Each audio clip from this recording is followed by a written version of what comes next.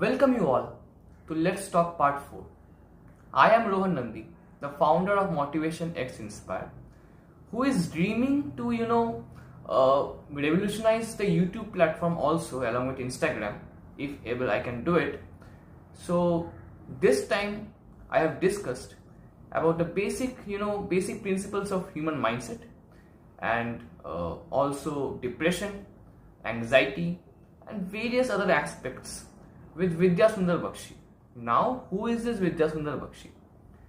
Vidya Sundar Bakshi is my friend who aspires to be a psychologist. He is a member of Massachusetts General Hospital Psychiatry Academy, MOCA Cognition, American Academy of Neurology, Association for Psychological Science, and American Psychological Association. This fellow friend of mine holds an immense amount of knowledge regarding cognition, right? This word cognition, you will understand this word a few minutes later from now. So I hope that you will like this video a lot and just watch it. You will definitely like this video. So let's start. Good evening, Bakshi. Good evening, Rohan. How are you? Nice. How are you? I'm perfectly all right, brother. Enjoying my life in Varanasi. Why people tell you BSB? What is the secret behind that? Just shortcut of my name, big name, Vidya Sundar Bakshi, BSB. The code name of Varanasi Junction Station. Acha, literally. Yeah, bhai. Okay. So finally, we are doing Let's Talk with you, right? So I hope that this video will be a damn hit. And so starting with the introduction, Yes, brother. just introduce yourself for our viewers. Hello, everyone. Thank you for having me, first of all. I am Vidya Sundar Bakshi. I'm from Bardhaman, West Bengal, and presently pursuing my Master of Science in Psychology from Banaras Hindu University.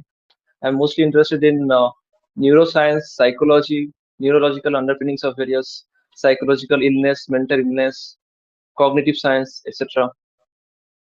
Will you please explain this term cognitive science? Cognitive science actually the investigation of mind. For example, in neuroscience, we investigate the brain regions, various brain regions involved in our actions, motivations, emotions, various. But mind is a hypothetical situation. You can say, or you can say that it's a hypothetical construct in which emotions, problem-solving, decision-makings are embedded in it. So we investigate mind in cognitive science. ঠিক আছে? Will you please Okay. tell in Bengali in a very ভাই very খুব lucid খুব language? বেশি খুব বেশি খুব বেশি বলে দিচ্ছি আমি সরি ভুল হয়ে গেছে আমি বললাম এটা আমার It's okay. Problem You tell in just Bengali for our Bengali viewers, okay? Because we are not doing the degree right. You might be expert in that. Just tell in Bengali. Bangla বলো। Cognitive সায়েন্সটা বলবো details তাই তো ইয়া বাংলায় cognitive science মানে পাতি বাংলায় কি এত মানুষ তো বুঝতে পারে। কগনিটিভ সায়েন্স পাতি বাংলা কি ওকে তো তিনটে সাবজেক্ট এর total neuroscience cognitive science and psychology okay আমরা এটা ডিস্টিংশন করি ভেরিয়াস রিজনের জন্য আমরা এগুলোকে ডিস্টিংক্ট করি ডিফারেন্ট ডিফারেন্ট সাবজেক্টে বাট অ্যাকচুয়ালি এগুলো একই সাবজেক্ট মানে কোনো ডিফারেন্স কিছু নেই for example concentration for attention একটা পড়াশোনা করছে কেউ এক্সামের আগে অ্যাটেনশন আছে তার এটা আমরা সাইকোলজিক্যালি কি করে বলবো সে যে কতক্ষণ সে একটা পার্টিকুলার সিচুয়েশনে অ্যাটেন্টিভ বা তার ওভারঅল মেন্টাল রিসোর্সেস তাকে একটা এরিয়াতে কনসেন্ট্রেট করে পড়ছে বা কিছু করছে সেটা সাইকোলজি আমি এক্সপ্লেন করবো বা নিউরো সায়েন্সে কি এক্সপ্লেন করবো যে ভেরিয়াস ব্রেন রিজিয়ন্স কি কি নিউরো এন্ডোক্রিনোলজিও এখানে ইনভলভ আছে for example serotonin dopamine acetylcholine neurotransmitter এরা কিভাবে রোল প্লে করে আমাদেরকে কনসেন্ট্রেট করতে হেল্প করে এটা আমরা নিউরো সায়েন্সে পড়ি on the other hand cognitive science আমরা কি পড়ি কগনিটিভ সায়েন্স এটা একটা ডিফারেন্ট ওয়েতে এরা এটাকে দেখে ফর এক্সাম্পল অ্যাটেনশন স্প্যান ওরা একটা টেস্ট ইউজ করবে অ্যাটেনশন স্প্যান দেখবে কতক্ষণ সে অ্যাটেনশনটাকে রাখছে okay cognitive science mainly neuroscience আমরা কি করি নিউরো সায়েন্স আমরা মেনলি ব্রেনটাকে নিয়ে ইনভেস্টিগেট করি ঠিক আছে আর কগনিটিভ সায়েন্স আমরা মাইন্ডকে ইনভেস্ট করি মাইন্ড মানেটা কি মাইন্ড মেনলি এটা কোনো পার্টিকুলার প্লেস নেই আমাদের ব্রেনে মাইন্ড হচ্ছে একটা হাইপোথেটিক্যাল কনসেপ্ট যেটা আমরা নিজেদের মতো বানিয়েছি বিভিন্ন কগনিশন মানে আমাদের বাংলাতে এটা কি বলে কোনো বিভিন্ন কাজকর্মগুলোকে এক্সপ্লেন করার জন্য তার আন্ডারে কি কি আছে মেমোরি আছে অ্যাটেনশন আছে প্রবলেম সলভিং আছে ডিসিশন মেকিং আছে এইগুলোকে এক্সপ্লেন করার জন্য আমরা একটা কনস্ট্রাক্ট বলেছি হচ্ছে মাইন্ড। মাইন্ড এবার ফর এক্সাম্পল মেমোরি, ওকে, মেমোরিকে কিভাবে আমরা বানাই, ঠিক আছে, ফরমেশন অফ মেমোরি তিনটে প্রসেস থাকে মেনলি।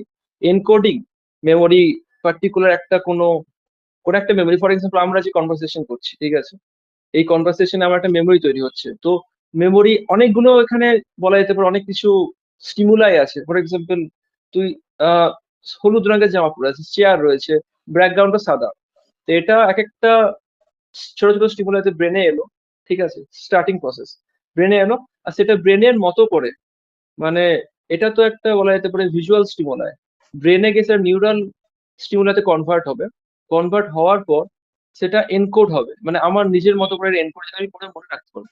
এনকোডিং দেন স্টোরেজ, এনকোডিং করে স্টোর হলো লং টার্ম মেমোরিতে।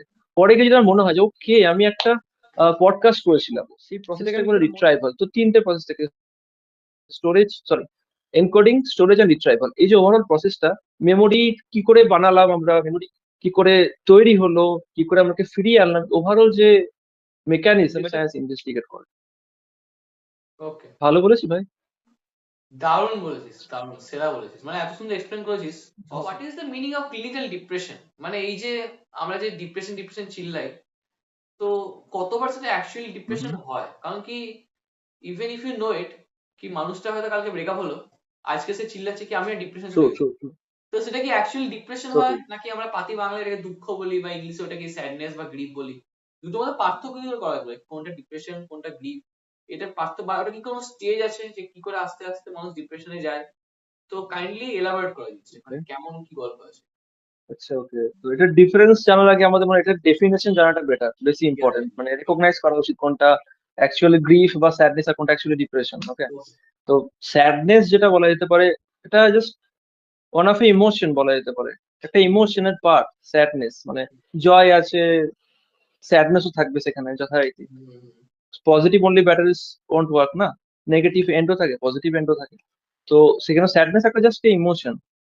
বাট ডিপ্রেশনের সাথে স্যাডনেস এর ডিফারেন্সটা কি? ডিপ্রেশন হচ্ছে একটা মেন্টাল ইস্যু আর মেন্টাল ইলনেস বলা যেতে পারে, যেটা একটা টাইমে আমাদের কন্ট্রোলে থাকে না, আমাদের কন্ট্রোলের হাত থেকে বেরিয়ে যায়। তো স্যাডনেস আর ডিপ্রেশনের ডিফারেন্সটা স্টার্টিং এ যদি বলা যেতে পারে, টাইপ অফ ফিলিং, মানে ফিলিং এর টাইপটা কি, টেম্পোরারি, মানে আজকে আছে কালকে নেই।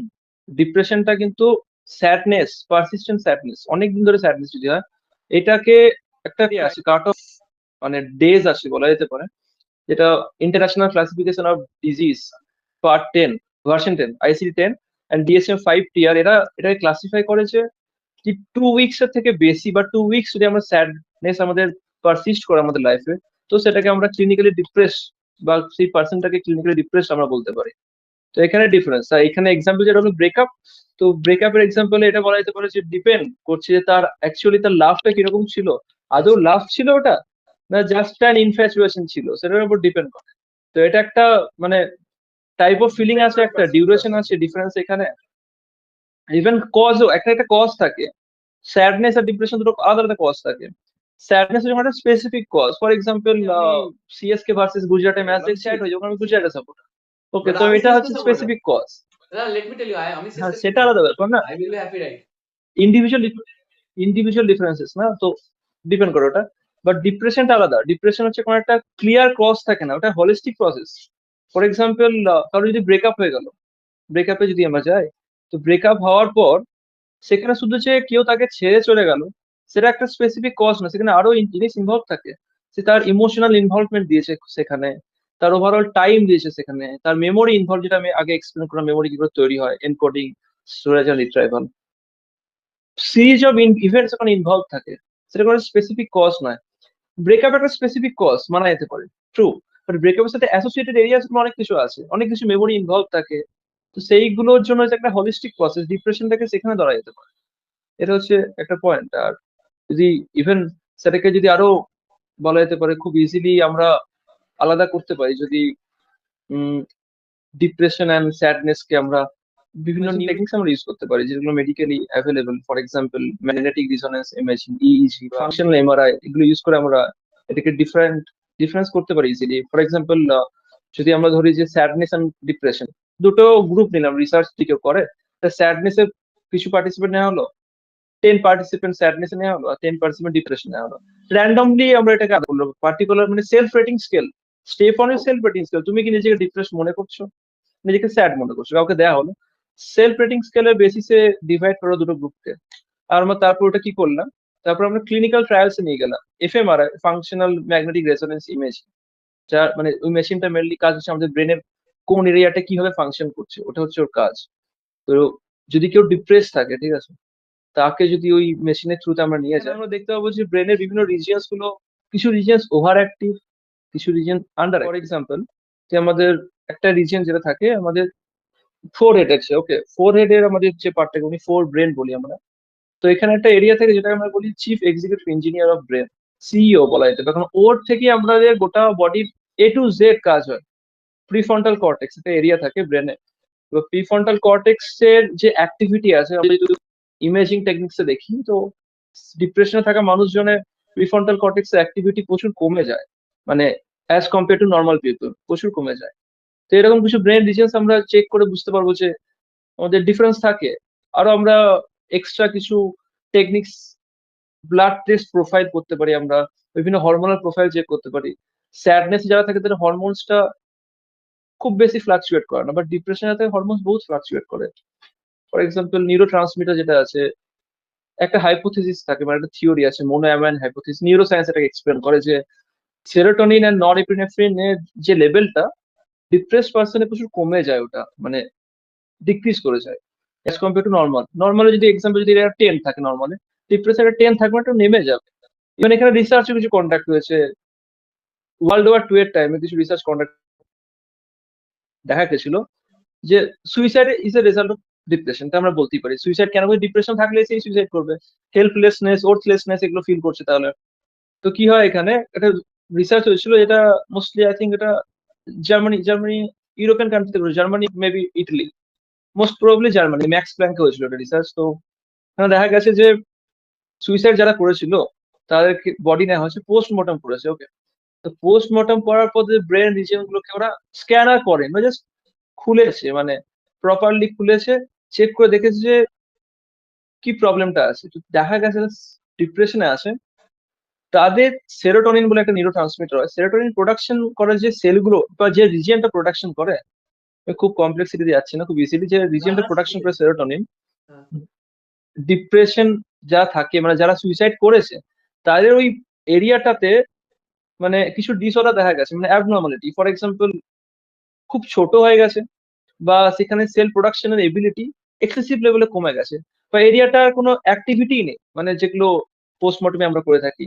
সেখানে ব্লাড ট্রান্সফার কি হচ্ছে, কোনো জায়গায় যদি ব্লাড বেশি ট্রান্সফার হয়, সেখানে অ্যাক্টিভিটি আছে বলে ব্লাড ট্রান্সফার হচ্ছে। ফর এক্সাম্পল, কেউ জিম করছে, তার মাসেলের অ্যাক্টিভিটি হচ্ছে বলে সেখানে ব্লাড ট্রান্সফার হচ্ছে, তো ওখানে ব্লাড ট্রান্সফার হয়নি। তো পয়েন্ট এটাই যে ডিপ্রেশন স্যাডনেস একদমই এক নয়, বহুত ডিফারেন্স আছে, মানে বিভিন্ন দিক থেকে আমরা ডিফারেন্স বার করতে পারি। আমি যতদূর জানি কি এখনকার দিনে মানে যে আমরা পার্টিকুলারলি জেনজি জেনারেশন, ঠিক আছে, জেনারেশন জেড যেটাকে বলা হয়, এখনকার দিনে মানুষ ছেড়ে চলে যাওয়া ইজ ভেরি মাচ র্যাপিড, মানে প্রচন্ড র্যাপিড।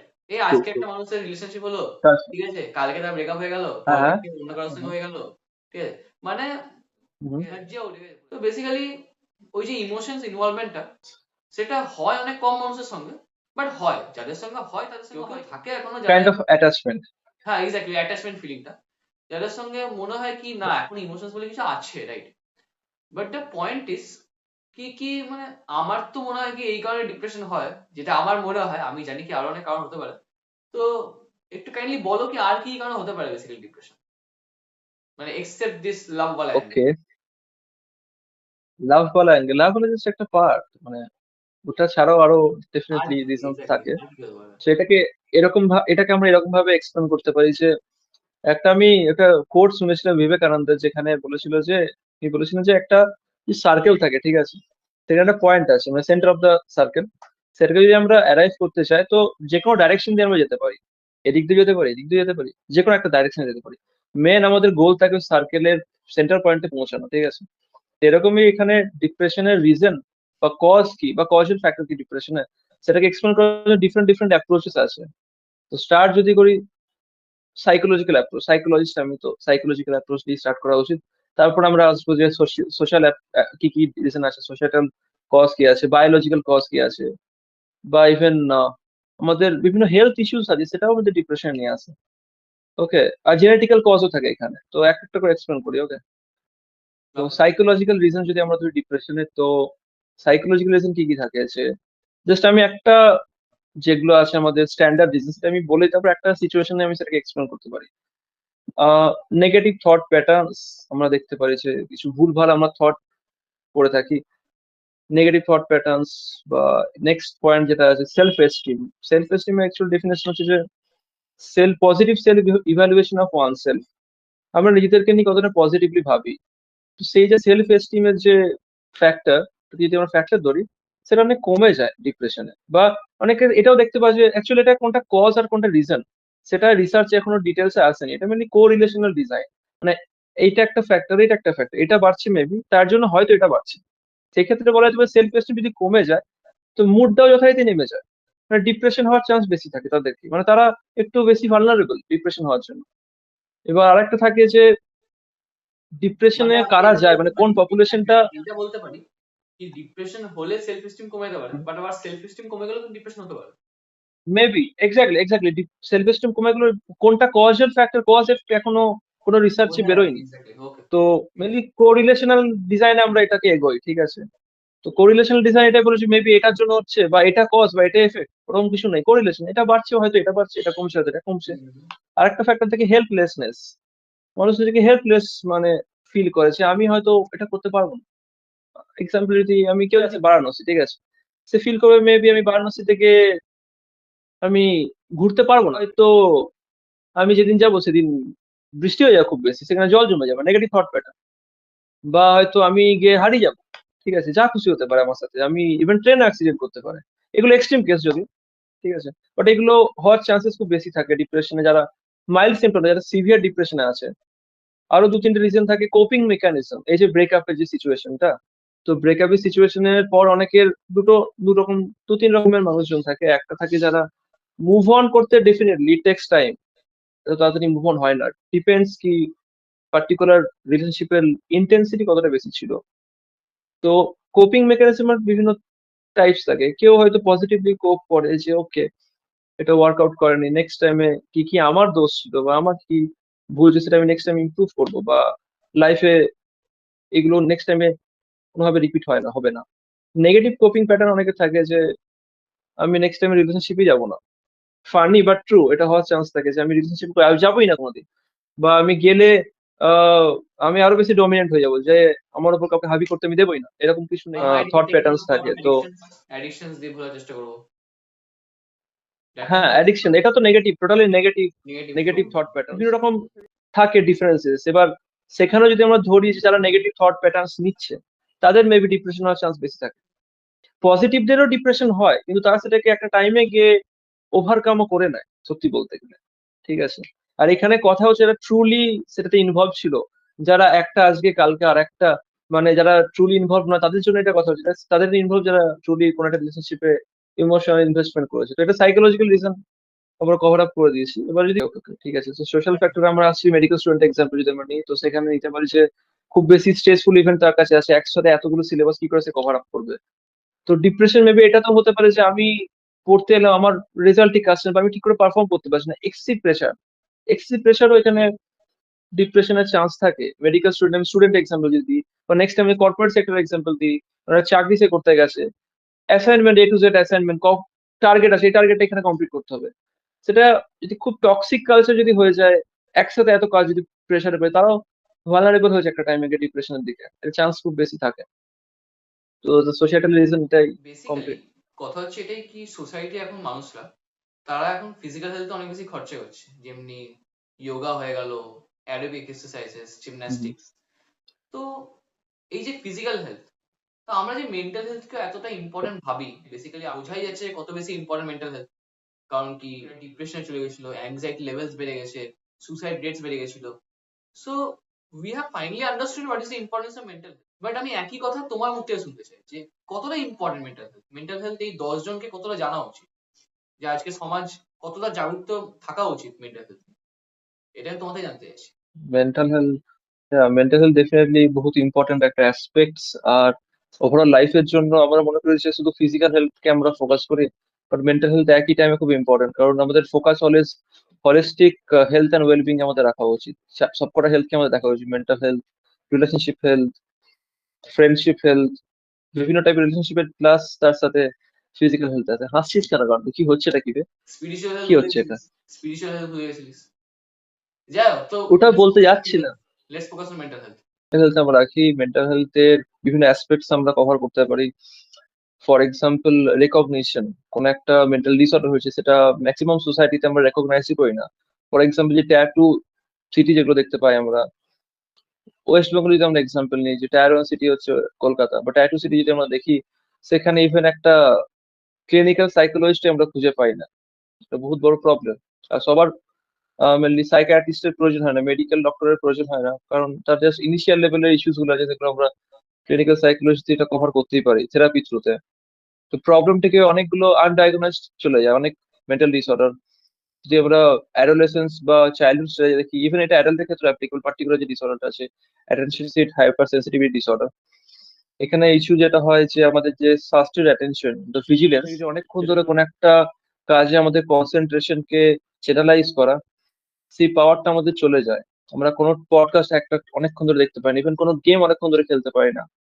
এই যে কনসেন্ট্রেশন পাওয়ারটা অনেকক্ষণ ধরে থাকা, সেটা আমাদের পাওয়ারটা চলে যায়, এডিএইচডি এটা হয়। এটা অনেক ক্ষেত্রে দেখা যায় যে বাচ্চাদের মধ্যে এডিএইচডি হওয়ার পর মা বাবা বুঝতে পারে না, ভাবে যে ছেলে মেয়ে হয়তো খুব বেশি ছটপটে, তো তাদেরকে ওটা আনডায়াগনোজ চলে যায়, পরবর্তীকালে গিয়ে তাদের এই জিনিসটা আরো এক্সট্রিম লেভেলে বেড়ে যায়। এটা তো না একটা পয়েন্ট আমরা ধরলো মেন্টাল হেলথের, মেন্টাল ইস্যুস এর রেকগনিশন। সেকেন্ড পয়েন্ট যদি আমরা ধরি, সেটা আমরা ধরতে পারি যে লোনলিনেস।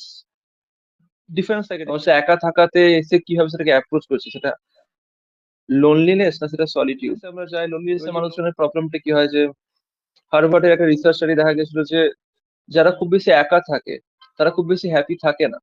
যদি কেউ সলিটিউড মেনটেন করে তখন সেটা আলাদা ব্যাপার, কিন্তু সে যদি ফিল করে যে আমি হয়তো একা আছি, আমাকে দেখার মতো কেউ নেই, বা আমার কথাগুলো শেয়ার করার মতো কেউ নেই, তারা তো হ্যাপি থাকে না। এবার এটা পরবর্তীকালে বিভিন্ন রকম টপিকে আমরা রিসার্চ দেখতে পাই যে যদি হ্যাপি না থাকে, অটোমেটিক্যালি গিয়ে সে পরবর্তীকালে ডিপ্রেশনের জন্য সে ভালনারেবল হয়ে যায়। মেবি ডিপ্রেশনে যাচ্ছে না, বাট ভালনারেবল আছে, বিভিন্ন সিমটমস তাদের মধ্যে দেখতে পাওয়া যায়। তো সেটা মেন্টাল হেলথ অ্যাওয়ারনেস কেন প্রয়োজন, কারণ মানুষ যদি আগে থেকে সেটা জানতে পারে যে এই ইস্যুগুলো আমার পরবর্তীকালে দেখা দিতে পারে, সে আগে থেকে একটু কেয়ারফুল হবে নিজের থট প্রসেস গুলোকে চ্যানেলাইজ করার জন্য, বা নেগেটিভ থট প্যাটার্নস গুলোকে বন্ধ করার জন্য। সে হয়তো ভাববে না যে আমি একা আছি, বা আমি একা আছি বলে আমি বেটার আছি, লাইফে টক্সিক লোকের থেকে বেটার যে আমি একা থাকবো। তো এটা বেশি ইম্পর্টেন্ট, মানে ওই যে লোনলিনেস ধরি। এবার যদি নেক্সট পয়েন্ট আমরা যাই, চেঞ্জ। মানে বেসিক্যালি লাইফে চেঞ্জ হতেই থাকে। আগের পয়েন্টে অ্যাপ্রোচ টু মাইন্ডসেট, মানে এই যে একটা মাইন্ডসেট এরকম বলে ডেফিনেটলি। কি, একটা মাইন্ডসেট এরকম বলে কি আমি একা কেন আছি, আমার কেউ নেই কেন এক্সপেরিয়েন্স শেয়ার করার জন্য, একটা মাইন্ডসেট এরকম বলে। হুম। একটা মাইন্ডসেট আবার এরকমও বলে কি rather it's good to be alone rather than being with toxic people. তো it hmm. Is also another kind of mindset. So it's basically perspective change করা। ডেফিনেটলি পার্সপেক্টিভ চেঞ্জ করা। তো এখানে বলতে পারি যে বিভিন্ন রকম লাইফে চেঞ্জ হতেই থাকে। ফর এক্সাম্পল, কোনো জায়গা থেকে কেউ অন্য জায়গায় শিফট করলো, সেখানেও একটা চেঞ্জ থাকে, বা জেনারেশন ইস্যুস থাকে। ফর এক্সাম্পল, যারা এখন অনেক ওল্ড এজে চলে গেছে, ফিফটিস প্লাস, তাদের এই যে খাপ খাওয়াতে একটু প্রবলেম হয়, অ্যাডজাস্টমেন্ট ইস্যুস হয়। যেমন জেনজির সাথে বা মিলেনিয়ালস এর সাথে এই প্রবলেমটা হতে থাকে, জেনারেশন গ্যাপ। তারা যেগুলোকে ভাবতো যে এগুলো ঠিক বা এগুলো ঠিক নয়, সেগুলো এর সাথে হয়তো অনেক সময় ম্যাচ করে না, সেখানে অনেক ইস্যুস তৈরি হয়। যদি খুব স্পেসিফিক আমরা যাই, আহ একটা অ্যাসপেক্ট ইন্ডিয়ান কালচারে, তো এখানে লিভ ইন করা যেটা আছে, সেটা আমাদের আগে জেনারেশনরা হয়তো সেটা অতটা ভালোভাবে দেখতো না, ঠিক আছে, বাট সেটা এখন খুবই নর্মাল। তো তাদের ক্ষেত্রে, তাদের লাইফে যদি বা তাদের ফ্যামিলি যদি এরকম কোনো ইস্যুস তৈরি হয়, তখন সেটা কোনোভাবে অ্যাকসেপ্ট তারা করতে পারে না। তো সেখানেও তাদের একটা মেন্টাল হেলথ ইস্যুস আচ্ছা, হওয়ার এখানে আমি চান্সেস বলতে চাই, ডেফিনেটলি থাকে। বলতে চাই এই যে যে হুম হুম। কেসটা, ঠিক আছে, এই এই জিনিসটা কিন্তু অ্যাকচুয়ালি আমাদের স্ক্রিপচার্সে লেখা আছে, ঠিক আছে, এটাকে বলে গন্ধর্ব। ডেফিনেটলি লেখা আছে। ঠিক আছে, স্ক্রিপচার দেখে না, স্ক্রিপচার দেখে চললে কাস্টিজমই হতো না কোনোদিন, বাট বাট লোকজন এরকম কথা হচ্ছে, পড়াশোনা করে না। কথা হচ্ছে গন্ধর্ব ম্যারেজ জিনিসটা কেউ জানে basically. I just wanted to highlight this এখানেই পয়েন্ট প্রবলেম। কি Gandharva marriage is a thing written in our scripture, so live in is not a sin. যদি এখনকার দিনে যদি মাইট বি কেউ দেখে নিল, কেউ 50 60s এর কোনো কোনো মানুষ যারা দেখছে, তাকে আমি বলতে চাই কি Gandharva marriage is there in our scriptures, right? এটা আমি বলে দিলাম বেসিক্যালি। স্পিরিচুয়াল অ্যাওয়ারনেসটা খুব ইম্পর্টেন্ট সোসাইটিতে, যেটা নেই। ডেফিনেটলি লোকজন লোকে করেই না, এটা একটা ইস্যু। হাফ নলেজ থাকা is very much dangerous. True, true. তো এই জিনিসটা দেখতে পাওয়া যায়। এবার আমরা যদি আরেকটা পয়েন্টে যাই, সেটা হচ্ছে gender issues, gender identity issues আমরা ধরতে পারি। এটা শুধুমাত্র অনেক আগে জেনারেশন, এটা এই জেনারেশনে অনেকের ক্ষেত্রে অ্যাপ্লিকেবল, যে যদি কারো জেন্ডার আইডেন্টিটি একটু ডিফারেন্ট থাকে, যে কেউ স্ট্রেট না হয়।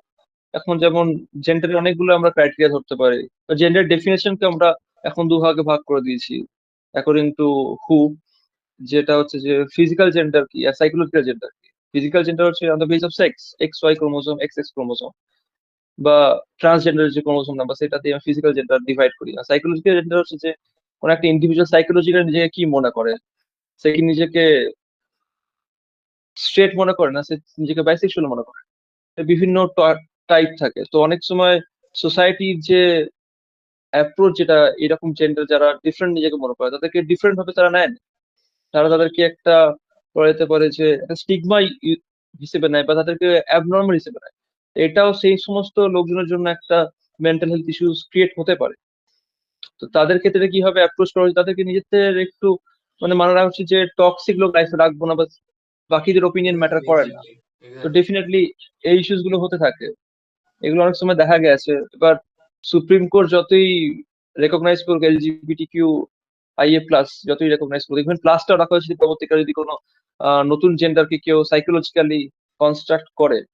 বাট সোসাইটির রেকগনিশন অনেক টাইম লাগবে, যতদিন এটা মেন্টাল হেলথ অ্যাওয়ারনেস আসছে। লোকে শুধুই এটা জেন্ডারকে ফিজিক্যাল বেসিসে ডিভাইড করে, বাট এটা সাইকোলজিক্যাল বেসিসে ডিভাইড করাটা আই থিঙ্ক এটা বেটার। তো এই পয়েন্টটা দেখতে পাওয়া যায়। এবার আমরা যদি আরেকটা কভার করি পয়েন্ট, সেটা হচ্ছে academics and work stress. Work stress academics সেই একই আছে পয়েন্ট, যে আমাদের কিছু হেলদি হ্যাবিট মেনটেন করা উচিত। হলিস্টিক হেলথ যদি আমরা ধরি, সেখানে ফিজিক্যাল হেলথ খুব important, followed by mental health, দুটোই রাখা উচিত। যে যোগা যোগা বা জিমের সাথে সাথে মানে yoga, aerobic exercise, weight lift training, high intensity training এর সাথে মেন্টাল হেলথ ট্রেনিং, মানে আমরা বলতে পারি এরকম টাইপের যে আহ নিজেকে টাইম দেওয়া, ঠিক আছে, ইম্পর্টেন্ট। নিজের সাথে রিলেশনশিপ খুব ইম্পর্টেন্ট। সারাদিনে অনেক কাজ করার পর একটা টাইম নিজের, যেখানে নিজের কাজগুলোকে সে অ্যানালাইজ করতে পারবে কোনোভাবে, যে আমি এগুলো ঠিক করছি না, এগুলো ভুল করছি, আরো কিভাবে আমি এগুলোকে ইমপ্রুভ করতে পারি, নিজের কমিউনিকেশন স্কিলটা কিভাবে বেটার করতে পারি। তো এই কিছু কিছু এই পয়েন্ট গুলো আমরা কভার করতে পারি। It was nice talking to you, but এই যে সাইকোলজি বা আমরা ক্লিনিক্যাল ডিপ্রেশন বললাম, এই টপিকটা অনেক বড় topic, right? So let's connect to you again, right? Thank you. Thank you for having me. Yeah, it was very nice. Might be some other topics which our followers will tell. Okay, so definitely, yeah, definitely. followers quote unquote means Instagram followers, right? Or might be some subscribers of YouTube. So হ্যাঁ, আচ্ছা, দেখছি তোর Instagram account নাম কি রে? Instagram account. Your James dot psychology. হ্যাঁ, maybe ওটাই আছে। Yeah. ওকে দেখতে হবে, আমি ভুলে গেছি। ইউর জেনজি সাইকোলজিস্ট, এরকম কিছু আন্ডারস্কোর বা কোনো একটা ডট Follow আছে this কিছু। guy for some very much high wisdom and আমাকে আমাকে a nice face. আমাকে ইনস্টাগ্রামে ফলো থেকে লিঙ্কডইনে ফলো করা বেটার, কারণ আমি ইনস্টাগ্রামে খুব একটা পোস্ট করি না মেন্টাল হেলথ নিয়ে। Username কি? লিঙ্কডইন আমার নিজের নাম। লিঙ্কডইন ইমেলে আমি বেশি এই টপিক গুলোকে কভার করি। Nice enough. Chalo, thank you. Bye bye. Thanks a lot for watching this video. If you loved this video, give a like, right? Comment your views about this video and about what more you want to know. Give us some topics and we can randomly discuss. You can also mention yourself in our DMs. It's always and always open. You can follow our Instagram handle. Along with, you can also subscribe this channel for some more videos. Share it with everyone, since I think that this topic is very much important, which each and every one of us should know about it. And I will also share the links of Instagram handle of Vidyasundar Bakshi and also LinkedIn account in my description box. So again, a lot of thanks to you all. Om Namah Shivaya.